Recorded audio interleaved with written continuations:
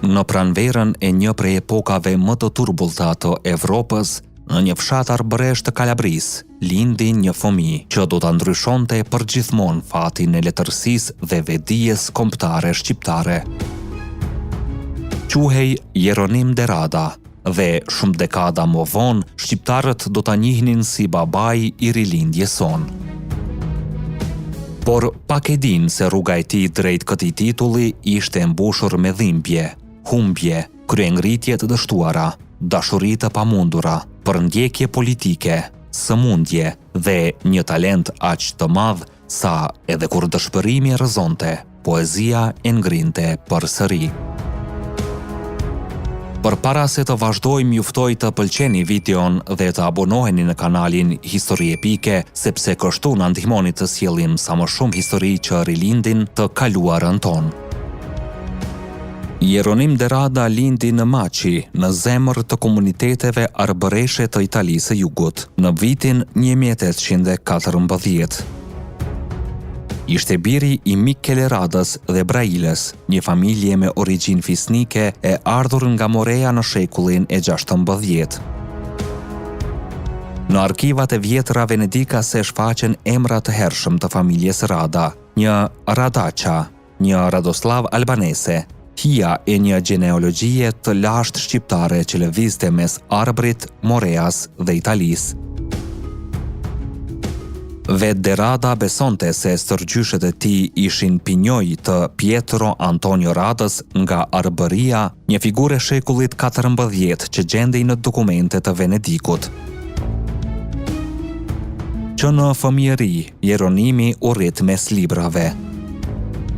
Babai i tij ishte profesor i greqishtës e latinishtës, ndërsa djali mësonte Danten, Petrarkën, Virgjilin, Ciceronin, Byronin, Shakespearein e të tjerë. Në moshën 12 vjeçare këndonte tragjedianët grek, në moshën 15 vjeçare dinte përmendësh vargje nga Gjeorgjikat e Virgjilit, ishte gjeniu i heshtur i fshatit. Në vitin 1822, ai hyn në kolegjin e Shën Adrianit të Shën Mitër Koronës, por jeta e tij tronditet herët. I vdes gjyshi, një jakobin i internuar, i vdes e ama në moshë të re, në familje shpërthejnë tragjedi të njëpasnjëshme. Vëllai Konstantino plagos një roje të dukës së Coriglianos, vëllai tjetër Camilo në Arati vret me thik kapobandën e burgut. Familja Rada është e rrethuar nga telashet, dhimbje dhe drama, dhe gjithë këto plag i formësuan shpirtin e Deradës. Në vitin 1834, Derada niset për në Napoli për të studiuar letërsi në universitet.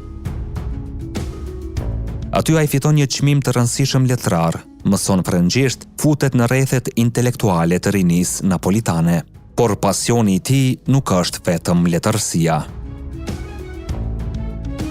Rinia e shekullit 19 ishte ndezur nga idetë revolucionare dhe Derada me zemër të re dhe shpirt idealist përfshihet. Viti 1837 ishte një pikë these. Ai bëhet pjesë e grupeve të fshehta revolucionare, udhëheq një grup prej 10 kalabrezësh drejt Kozencës për të nisur një kryengritje. Por vetëm një grup arbëreshësh paraqitet. Kryengritja dështon. Disa nga komplotistët u pritet koka. Derada për muaj me radh jeton në gjysmë ilegalitet, i ndjekur, i përcjellur, i sëmur.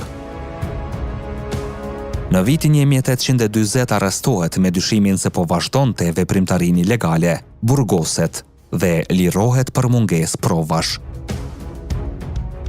Një muaj më pas preket nga tuberkulozi me hemoptizi. Edhe më vonë, kjo sëmundje do t'i rrezikonte jetën disa herë. Por edhe në errësirat më të thella të jetës së tij, ndodh diçka që e ndryshon përgjithmonë: dashuria. Në vitet 1841-1842, Jeronimi jeton ditët më të lumtura të jetës së tij, i dashuruar me Gabriela Spiritin, vajzën e familjes ku ai punonte si mësues privat. Ishte një dashuri e pastër, por edhe e pamundur. U ndan. Zemra e tij u thye për herë të parë dhe ai e ktheu atë dhimbje në poezi. Në janar të vitit 1848, kur revolucioni shpërtheu në Evropë, Derada doli sërish në rrugë.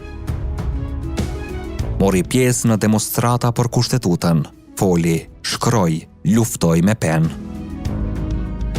Dhe atë vit nxori gazetën e parë shqiptare, L'Albanese d'Italia, një gazetë vogël, e brisht, por e fuqishme.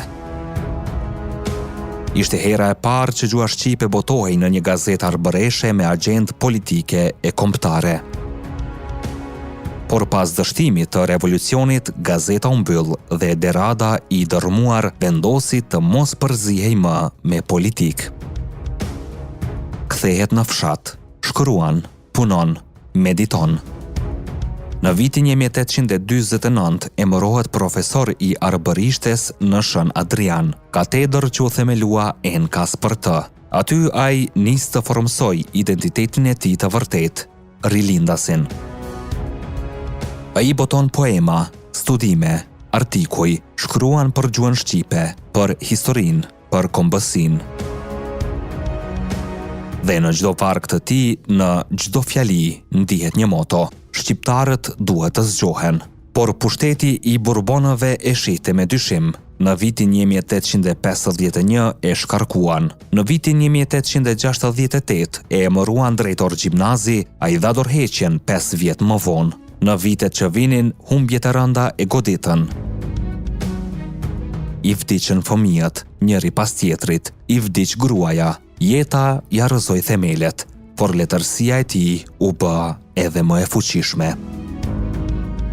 Dhe pikërisht gjatë kësaj periudhe Derada përgatit veprat që do ta bëjnë të pavdekshëm. Milosaun, Serafina Topin, Skënderbeun, Rapsodit, ngrihet në pjedestalin e poetit kombëtar shumë përpara se shqiptarët të kishin një shtet të tyre. Ai shkruante në arbërisht, por tingujt e asaj gjuhe shponin kufijt. Letra e tij me Dora Distrian, Pashko Vasën, Zef Jubanin janë themeli i asaj që më vonë do të quhej rilindja kombëtare.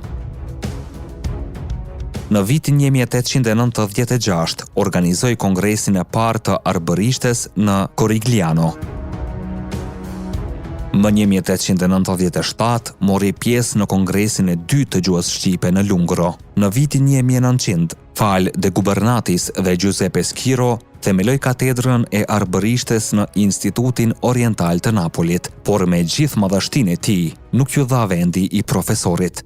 Një plagë e hidhur, por që nuk e shohi zjarrin e tij.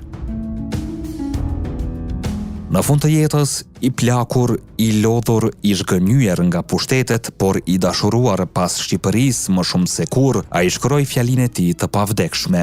Maqedonia është një tokë shqiptare për ne, sipas një tradite të vazhdueshme. Në një letër të vitit 1897, ai theksoi se Shqipëria duhet të mbetej brenda perandorisë osmane nga frika se mos subtohej nga grekët e slavët. Ishte një pikpamje e diskutueshme, por për Deradën ajo ishte rruga e mbijetesës së kombit.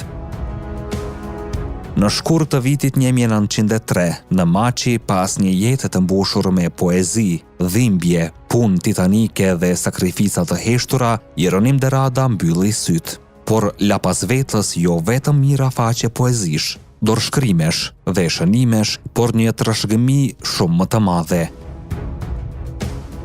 Identitetin modern shqiptar, sepse përpara se të kishte një Ismail Qemal, një Naim Frashër, një Pashko Vas, shqiptarët patën një udhëheqës të heshtur, një poet të papërtuar, një mendimtar të jashtëzakonshëm që i mësoi të gjithë se kush janë. Babai i rilindjes shqiptare, Jeronim Derada.